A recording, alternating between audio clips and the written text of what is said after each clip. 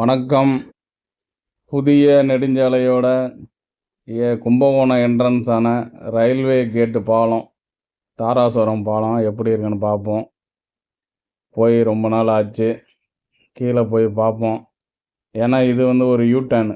இப்படி போய் அந்த சைடு வழியாக நம்ம அந்த பக்கம் ரோட்டுக்கு ஏறிக்கலாம்.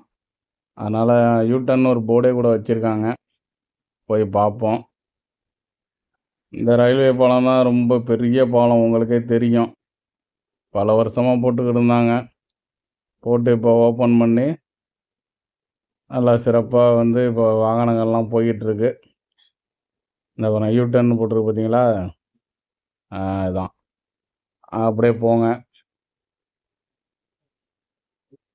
இதுதான் அந்த ரயில்வே பாலம். இதில் தான் ட்ராக் இருக்குது. ட்ரெயின்லாம் இதில் தான் போகும்.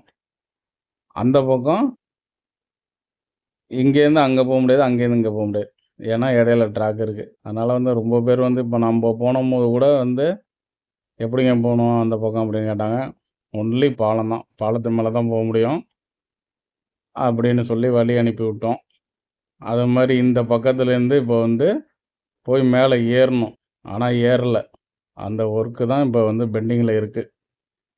இப்படியே போனீங்கன்னா இந்த ரோடு இப்போ தஞ்சாவூர் போகிற ரோட்டில் ஏறணும். ஆனால் ஏறல. இந்த இடத்துல ஒர்க்கை பெண்டிங் வச்சுட்டு இருக்காங்க. அது என்னன்னு இப்போ பாருங்கள். ஒரு பெரிய ஒர்க்குன்னு சொல்ல முடியாது, சின்ன ஒர்க்கு தான்.